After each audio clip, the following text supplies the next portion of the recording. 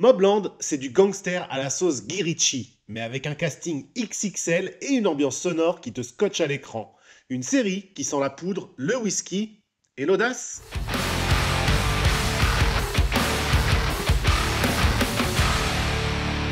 Salut à tous les amis sérivores et cinéphiles, aujourd'hui on se retrouve pour plonger dans les ruelles sombres de Londres avec Mobland, la nouvelle série signée Guy Ritchie pour Paramount+.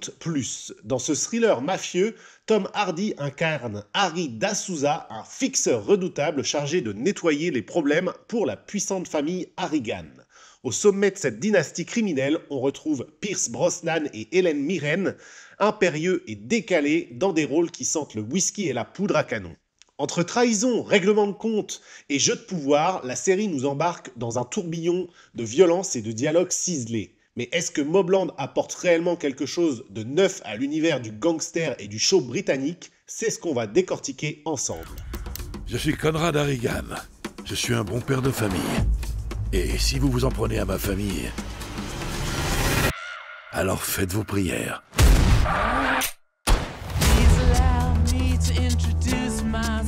Parfois on serre des mains et parfois on en casse. Je crois qu'on a un petit problème sur les bras. On ne demande pas, on prend. Et quand quelqu'un se croit tout permis, j'ai un homme pour le calmer. Problème résolu.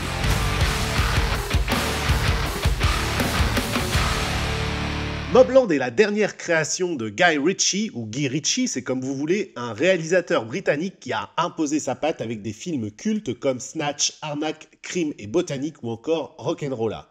Connu pour son style nerveux, ses dialogues percutants et son montage ultra dynamique, Ritchie a révolutionné le film de gangster à la fin des années 90 et au début des années 2000, avant de s'attaquer à des blockbusters comme Sherlock Holmes ou encore The Gentleman. Avec Mobland, il revient à ses premiers amours, et cette fois-ci sur le petit écran avec une série qui sent donc la poudre et le whisky comme je le disais tout à l'heure. Pour cette série, Ritchie ne se contente pas de la réalisation, il est aussi le producteur exécutif laissant à Ronan Bennett et Jez Butterworth le soin d'écrire l'histoire. Résultat, une série coproduite donc par Paramount+, qui joue la carte du prestige avec un casting 5 étoiles. Car effectivement, au cœur de l'intrigue, on va retrouver Tom Hardy, l'un des acteurs les plus charismatiques de sa génération quand il s'agit de faire de l'action. Il campe ici Harry D'Souza, un fixeur de l'ombre donc aussi redoutable qu'imperturbable. Face à lui, on a Pierce Brosnan qui explose dans le rôle de Conrad Harrigan, un patriarche de la pègre, un personnage larger than life qui dynamite l'écran. Hélène Mirren, quant à elle, apporte sa touche royale dans le rôle de Maeve Harrigan, un rôle ambigu à souhait. À leur côté, on croise aussi Paddy Considine, qu'on a vu dans House of the Dragon, ou encore Janet McTeer, des valeurs sûres qui étoffent un univers de gangsters où tout le monde semble prêt à trahir tout le monde. Sur le papier, Mobland avait donc tout pour plaire. Un casting au sommet, une direction artistique soignée et la promesse de renouer avec l'univers mafieux de ce cher Guy Ritchie. Mais entre les attentes et la réalité, le diable se cache toujours dans les détails. Alors est-ce que Mobland a réussi à imposer son style ou est-ce que ça se contente de recycler des clichés? Eh bien réponse tout de suite avec l'analyse complète. C'est ma femme le cerveau de cette opération. Elle me maintient sur les rails et c'est ce qui fait d'elle la plus dangereuse de tous. Je peux t'assurer que cette famille tombera en poussière à l'instant où tu cesseras de me faire confiance. Alors, vous êtes avec nous ou vous êtes contre nous?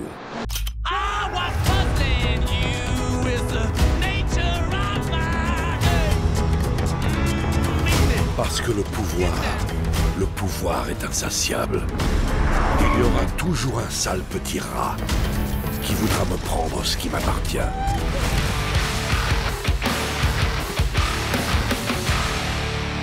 Dès que Mobland démarre, on comprend qu'on est là pour du lourd. Tom Hardy crève littéralement l'écran dans ce rôle d'Harry D'Souza, cet homme de main au regard glacé et aux gestes millimétrés. Il dégage une aura magnétique, mélange de violence contenue mais aussi de charisme brut qui donne tout son sel à la série. Chaque scène avec lui, c'est comme si le temps se suspendait, comme si tout le décor autour de lui tremblait. On est dans un duel permanent, une tension palpable qui électrise chacun des plans à mon sens. À ses côtés, on retrouve Pierce Brosnan qui fait un retour fracassant dans un rôle à contre-emploi total. Exit le gentleman, bonjour le patriarche irlandais de la pègre. Il en fait des tonnes, mais franchement c'est tellement savoureux qu'on en redemande. Son accent épais, ses mimiques, ses sourires carnassiers, il bouffe littéralement l'écran et prouve qu'il sait se réinventer.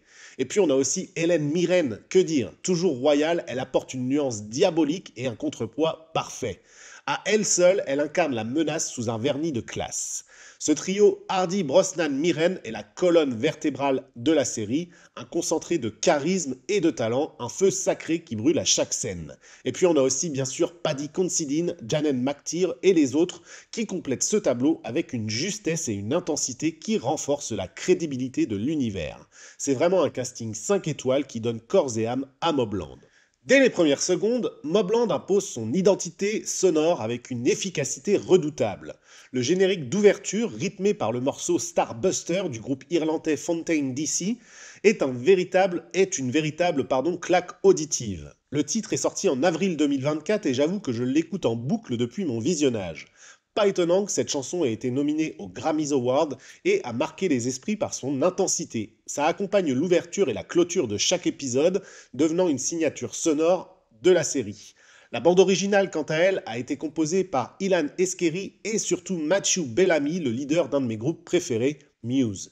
Avec un mélange habile et une profondeur musicale qui renforce l'atmosphère tendue et stylisée de Mobland, leur collaboration donne naissance à une ambiance sonore qui oscille entre sophistication et brutalité à l'image de l'univers de la série. Tout au long des épisodes, la sélection musicale est soigneusement pensée pour accompagner les scènes clés avec des morceaux tels que Firestarter de The Prodigy ou encore Deeper Underground de Jamiroquai et Don Diablo. Ça vient ici ponctuer les moments de tension et ça ajoute clairement de l'intensité aux scènes comme avait su le faire par exemple Peaky Blinders. Cette utilisation judicieuse de la musique contribue à immerger le spectateur dans l'univers sombre et complexe de Mobland et c'est à mon sens l'un des gros points forts de cette série. J'ai vu par ailleurs que certaines critiques ont pointé du doigt un mixage parfois bancal avec des accents marqués qui nuisent à la compréhension. Franchement, j'ai pas trouvé ça gênant, mais je l'ai visualisé en VO sous-titré et j'avoue que pour un public purement VO, ça peut demander peut-être un petit effort probablement en raison de l'accent irlandais très fort de Brosnan et Mirren. Mais en même temps, ces accents, c'est aussi ce qui donne à la série sa personnalité, ce grain de folie qu'on attend d'une série qui mise avant tout sur la pègre irlandaise. Visuellement, Mobland nous plonge dans un Londres sombre et menaçant avec ses ruelles étroites et ses entrepôts décrépits. Guy Ritchie maîtrise son art et signe ici un best-of visuel de son univers, des plans serrés, des mouvements de caméra qui nous embarquent dans la moindre ruelle assez sombre, des éclairages assez travaillés aussi pour faire jaillir la tension à chaque coin de rue. C'est nerveux, c'est classe, c'est aussi plus posé que ses films les plus déjantés. Et Ritchie prend parfois le temps de ralentir le rythme, de nous plonger dans des scènes qui respirent la tension comme si chaque ombre pouvait cacher un flingue prêt à jaillir. Certains diront qu'il recycle ses propres recettes, et c'est vrai qu'on retrouve ses tics de mise en scène, mais franchement, quand c'est bien fait, pourquoi pas? Pourquoi bouder son plaisir? Ce côté best-of fonctionne à mon sens parce que c'est maîtrisé. Mais Mobland ne se limite pas d'ailleurs à l'urbanité londonienne. La série nous emmène également dans les Cotswolds, une région rurale anglaise connue pour ses paysages pittoresques. Le manoir des Harrigan, situé près de Stow-on-the-Wold, désolé pour l'accent, je suis nul en anglais, offre un contraste saisissant avec la ville. Ces scènes rurales, effectivement, filmées dans le Gloucestershire, encore désolé pour l'anglais, apportent une respiration bienvenue et renforcent l'idée que le pouvoir des Harrigan s'étend bien au-delà des frontières de Londres. Cette alternance entre ville et campagne enrichit d'ailleurs la palette visuelle de la série et souligne aussi la dualité du monde criminel qu'elle dépeint. Côté scénario, Mobland joue la carte du classique. Trahison, alliance brisée, règlement de compte, rien de révolutionnaire mais c'est assumé. Ce qui fait la différence ici, c'est la façon dont c'est raconté. Les dialogues claquent comme des balles de revolver, chaque réplique est un duel et chaque regard peut trahir une menace. Ce que j'ai trouvé particulièrement réussi, c'est la construction narrative en deux temps. Le double épisode inaugural est un vrai coup de poing, il te happe directement et donne envie de voir la suite. Après ce départ canon, en revanche, c'est vrai que la série se disperse un peu.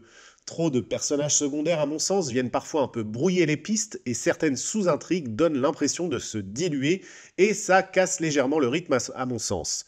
Mais même quand ça ralentit, eh bien l'ambiance reste globalement poisseuse et la tension est palpable. On sent que tout peut exploser à chaque seconde. Et puis, il y a cette tonalité aussi qui divisera un peu forcément. La série passe effectivement sans prévenir d'une scène ultra violente à un humour noir plus décalé. Certains y verront une tonalité un peu inégale, d'autres trouveront que c'est toute la patte de Ritchie au contraire, cette capacité à mélanger les genres, à te faire rire juste après t'avoir glacé le sang. Moi j'adore. Ce grand écart, c'est ce qui donne aussi son identité à Mobland. Ça te laisse toujours sur le fil, entre tension et second degré, entre rire et frisson. Et c'est ça qui fait que malgré ses failles, la série reste passionnante à suivre. Passons justement à mon avis final. Tiens. On est où ici, chez les talibans? Non, mais quand Conrad va s'énerver, quand il s'énervera, pour de bon, tu prieras pour qu'il le soit.